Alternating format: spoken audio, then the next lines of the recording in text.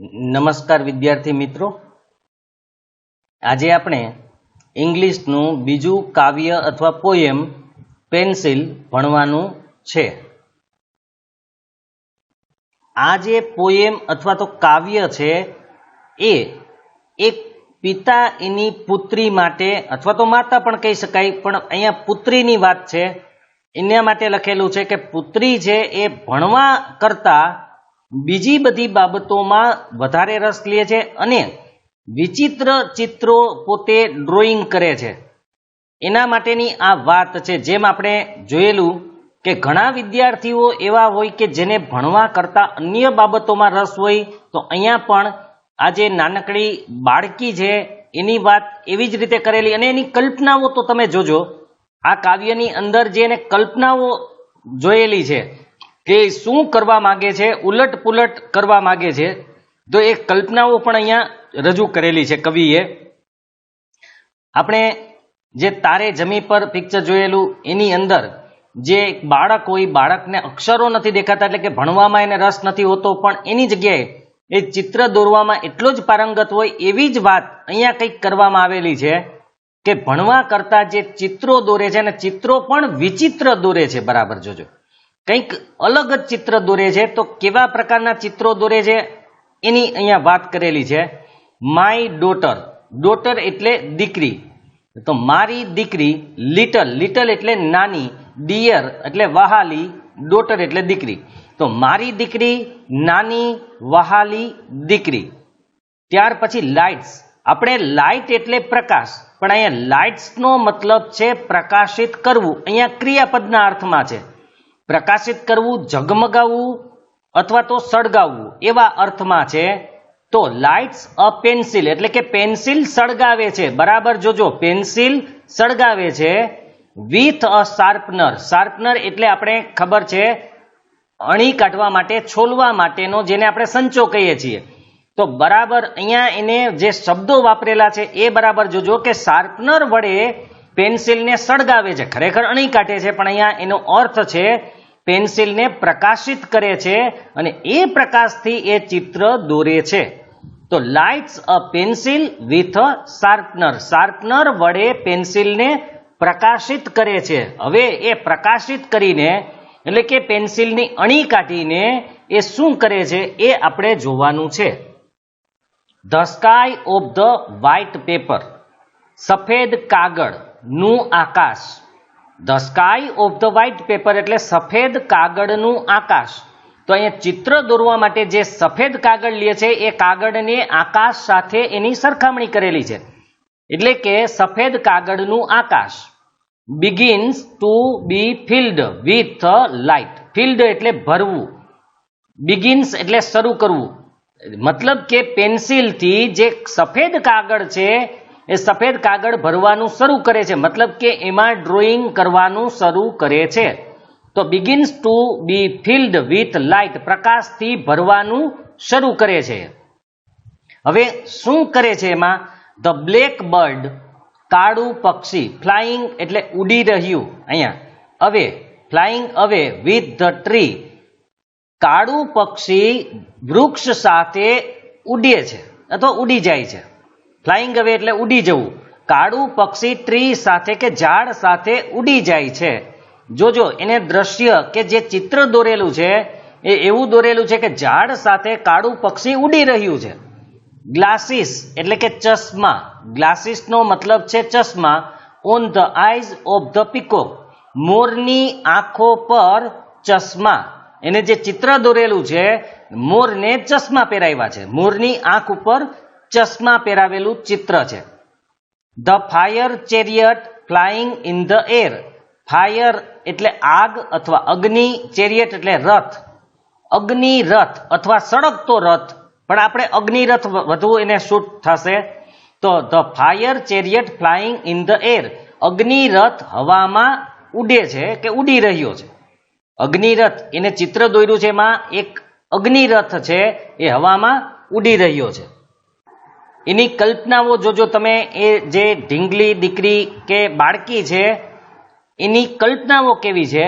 The airplane walking on the road, aeroplane ઉડવું જોઈએ એની જગ્યાએ રોડ ઉપર ચાલી રહ્યું છે, જ્યારે રથ છે એ રોડ ઉપર ચાલવો જોઈએ એની જગ્યાએ તે ઉડી રહ્યો છે.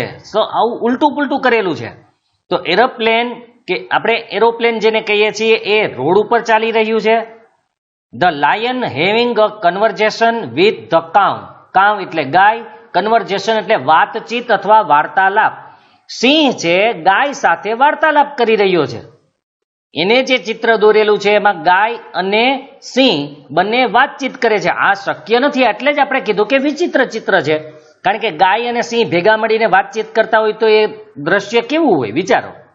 તો અહીંયા એના વિચારો જે છે એ ચિત્રો દ્વારા રજૂ કરે છે કે એક ગાય અને એક સિંહ વાતચીત કરી રહ્યા છે. અ વન આઈડ સન. વન આઈડ એટલે એક આંખ વાળો, સન એટલે સૂર્ય, ઓન ધ બ્લેક ટ્રી કાળા વૃક્ષ. તો કાળા વૃક્ષ પર એક આંખ વાળો સૂર્ય કેવી રીતે છે? With a patch of cloud over it.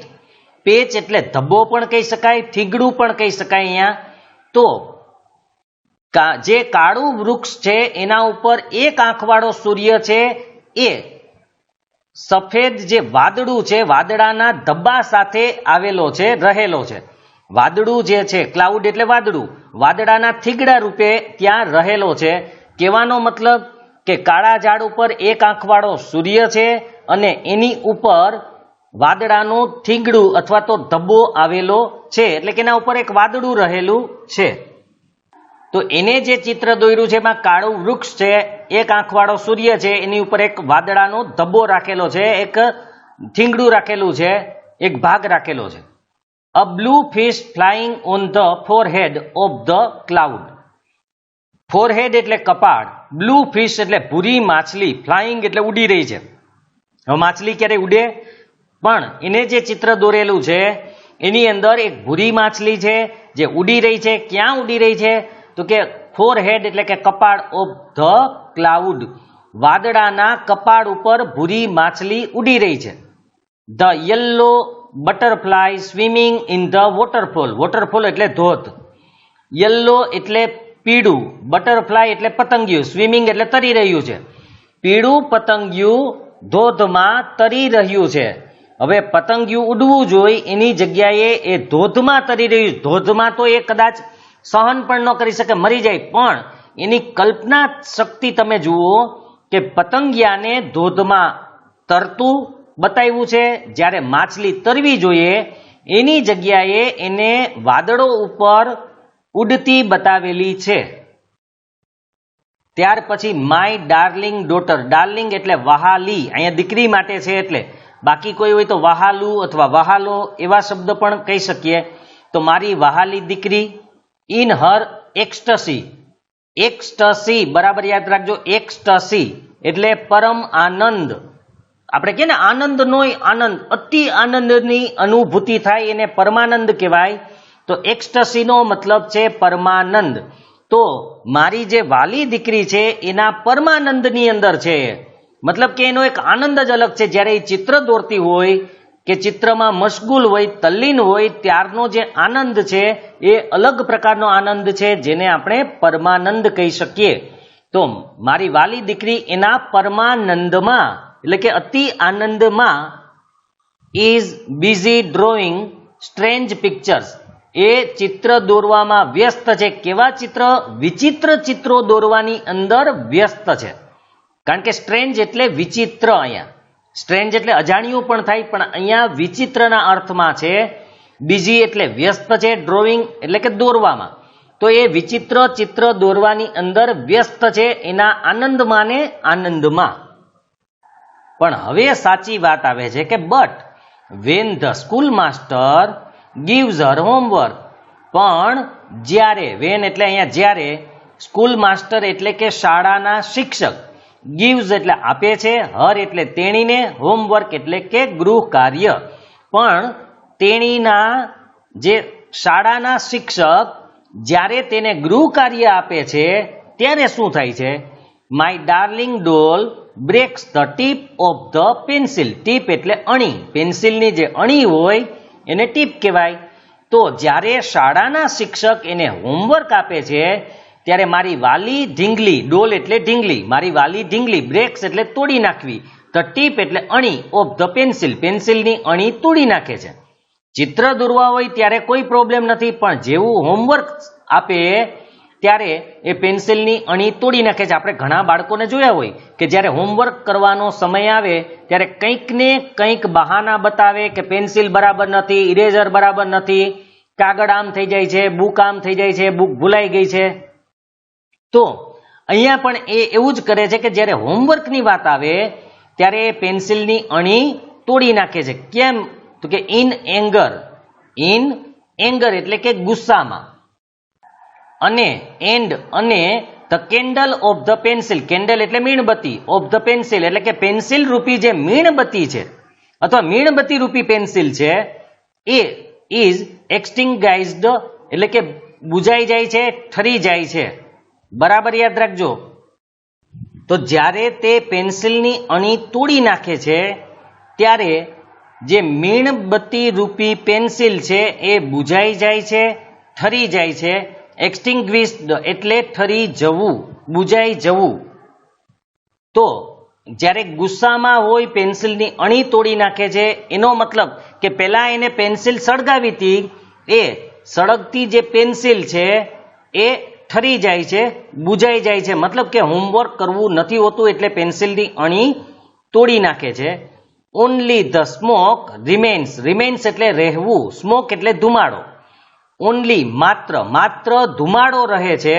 On the sky of the white paper એટલે કે જે સફેદ કાગળ રૂપી આકાશ છે એ આકાશમાં માત્ર ધુમાડો રહી જાય છે, કારણ કે પેન્સિલની અણી તૂટી જાય છે, માટે તે કંઈ લખતી નથી, એટલે માત્ર ધુમાડો રહી જાય છે. કહેવાનો મતલબ કે બાળકની પોતાની કલ્પના છે, પોતે ઈચ્છે એ મુજબ કરે છે. એને આપણે ભારપૂર્વક કોઈ પણ વસ્તુ કરાવીએ તો એ નહીં કરે, એટલે એની જે આશાઓ છે, અપેક્ષાઓ છે એ બધી નાશ પામે છે.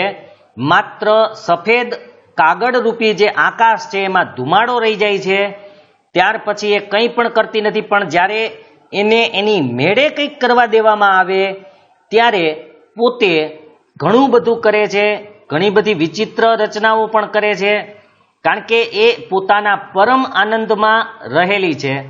આપણે આપણી રીતે એને કંઈ કરાવીએ તો એ યોગ્ય નથી, નાના બાળકો માટે ખાસ, કારણ કે એને પોતાની મરજી મુજબ કરવું જરૂરી છે.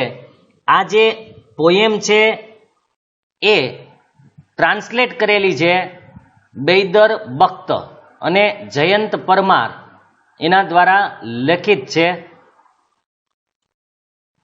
હવે આપણે કોમ્પ્રિહેન્શન જોવાના છે. એમાં C2 જે આપણને શબ્દો અહીંયા આપેલા છે એ શબ્દોના તમારે વિરોધાર્થી શબ્દ લખવાના છે, એન્ટોનિમ્સ. વિરોધાર્થી શબ્દ જે પોએમમાં આપેલા છે એ મુજબ અહીંયા આપણે લખવાના છે. પણ આ જે વિરોધી શબ્દો છે એ તમારે પોએમમાંથી જ લખવાના છે. તો બ્લેક એનો ઓપોઝિટ વર્ડ થાય વ્હાઇટ, ડાર્કનેસ એટલે અંધારું તો એનો થાય લાઇટ એટલે અજવાળું, એમ્પ્ટીડ એટલે ખાલી તો અહીંયા ફિલ્ડ એટલે ભરેલું, પછી કિન્ડલ્ડ એટલે સળગાવું એનું થાય એક્સટિંગ્યુશ એટલે કે ઠારવું, ડ્રાઉનિંગ એટલે કે ડૂબવું એનો વિરોધાર્થી અથવા ઓપોઝિટ વર્ડ છે ફ્લાઇંગ એટલે તરવું અથવા ઉડવું. અહીંયા ટેક્સ એટલે લેવું અને ગીવ્સ એટલે આપવું, એનો ઓપોઝિટ વર્ડ ગીવ્સ થાય છે. ત્રીજું છે answer these questions in brief. આપણે પ્રશ્નોના જવાબ આપવાના છે. પહેલો પ્રશ્ન છે when does the sky of the white paper begin to be filled, એટલે કે જે સફેદ કાગળનું આકાશ છે એ ક્યારે ભરાવાનું શરૂ થાય છે. તો એનો આપણે જવાબ જોઈ લઈએ કે the sky of the white paper begin to be filled with light when the poet's daughter, poet's એટલે અહીંયા કવિ, એની જે ડોટર છે શાર્પન્સ એટલે કે અણી કાઢવી, sharpens her pencil and start drawing on it, એટલે કે કાગળ ઉપર જ્યારે ડ્રોઈંગ ચાલુ કરે છે ત્યારે એક વ્હાઇટ પેપર છે કાગળનું એ ભરાવાનું શરૂ થઈ જાય છે. બીજો ક્વેશ્ચન છે કે do you think that the peacock drawn by the girl is strange અને વાય? તો પહેલા આપણે કહેશું yes, the peacock drawn by the girl is strange. હવે શા માટે એ વિચિત્ર હતો એ જોઈએ. તો it is wearing glass. Wearing એટલે અહીંયા પહેરવું. ઇટ ઇઝ વેરિંગ ગ્લાસીસ, મતલબ કે ચશ્મા પહેરેલો હતો એટલા માટે એ વિચિત્ર હતો. ત્યાર પછી ત્રીજો પ્રશ્ન છે where is the fish flying, એટલે કે માછલી ક્યાં ઉડી રહી છે? તો એનો આન્સર છે કે the fish is flying on the forehead of the cloud, એટલે કે વાદળના કપાળ ઉપર માછલી તરી રહી છે અથવા તો ઉડી રહી છે. તરી રહી તો નહીં પણ અહીંયા ઉડી રહી છે. ચોથો ક્વેશ્ચન છે why does the little girl get angry, એટલે કે નાનકડી જે છોકરી છે એ શા માટે ગુસ્સે થાય છે? તો એનો આન્સર છે the little girl gets angry because her teacher gives her homework, એટલે કે તેણીના જે શિક્ષક છે તેને હોમવર્ક આપે છે ત્યારે તે ગુસ્સે થાય છે. પાંચમો ક્વેશ્ચન છે how does the angry girl react, એટલે કે ગુસ્સે થયેલી છોકરી કઈ રીતે વર્તન કરે છે, કેવી રીતે એ વર્તણૂક એની હોય છે. When the girl is angry she breaks the tip of her pencil, એટલે કે જ્યારે તે ગુસ્સામાં હોય ત્યારે તે પોતાની પેન્સિલની અણી તોડી નાખે છે. હવે આપણે જોવાનું છે ટ્રુ ઓર ફોલ્સ, ખરા કે ખોટા. તો પહેલું અહીંયા સેન્ટેન્સ આપેલું છે the fish travels through the forehead of the cloud. Fish જે છે એ વાદળાના કપાળ ઉપરથી પસાર થાય છે એટલે કે ટ્રાવેલ કરે છે. આમ તો ફ્લાઇંગ છે પણ એ ટ્રાવેલ કરવો એટલે પ્રવાસ કરવો એ કહી શકીએ તો એ ટ્રુ છે. The girl is busy sharpening her pencil, તો એ ફોલ્સ એટલે ખોટું છે કારણ કે એ પિક્ચર દોરવામાં બિઝી છે, શાર્પ કરવામાં નહીં. ધ ગર્લ હેટ્સ એટલે નફરત કરવી doing the homework given by the teacher, એને જે શિક્ષક દ્વારા હોમવર્ક આપેલું હોય એ કરવામાં નફરત છે તો એ ટ્રુ છે. The aeroplane is flying through the cloud, aeroplane વાદળાઓમાંથી ઉડી રહ્યું છે તો એ ખોટું છે કારણ કે એ રોડ ઉપર ચાલે છે. The poet loves his daughter very much, તો એ ટ્રુ છે કારણ કે અહીંયા જે કવિ છે એ એની દીકરીને ખૂબ જ પ્રેમ કરે છે. The lion is talking to the girl, સિંહ છે છોકરી સાથે વાતો કરે છે તો એ ફોલ્સ એટલે કે ખોટું છે કારણ કે એ ગાય સાથે વાત કરે છે. The girl enjoys drawing the pictures, એટલે કે છોકરી છે ચિત્રો દોરવાનો આનંદ માણી રહી છે તો એ ટ્રુ છે.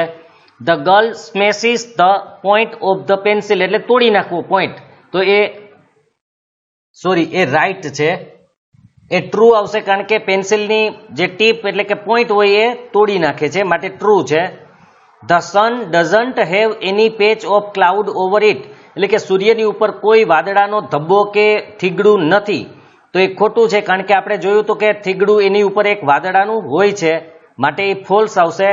The girl feels happy in making the picture of the animals only, એટલે કે છોકરી માત્ર પ્રાણીઓના પિક્ચર દોરીને ખુશ થાય છે તો એ ખોટું છે કારણ કે એને પ્રાણીઓના તો દોર્યા, એરોપ્લેનને અન્ય અગ્નિરથ છે એના પણ દોરેલા છે એટલે કે એ બધા પિક્ચરો દોરે છે માટે એ ફોલ્સ આવશે. તો અહીંયા આપણું જે કાવ્ય છે બીજું પેન્સિલ એ પૂરું થાય છે. જો તમને આ વિડીયો પસંદ આવ્યો હોય તો લાઈક કરજો, શેર કરજો અને જો આ ચેનલને સબસ્ક્રાઇબ ન કરેલી હોય તો સબસ્ક્રાઇબ કરજો, અન્ય મિત્રોને પણ કરાવજો. જો તમારે આના જવાબ લેખિત સ્વરૂપમાં જોતા હોય તો એના માટે પણ હું તૈયારી કરું છું. તમને એને ક્યાંથી મળશે એ પણ હું તમને કહી દઈશ પણ એને થોડી વાર લાગશે. બાકી તમને લેખિત સ્વરૂપમાં પણ બધા પ્રશ્ન જવાબ હું તમને આપી દઈશ. હવે આપણે નવા વિષય સાથે મળશું.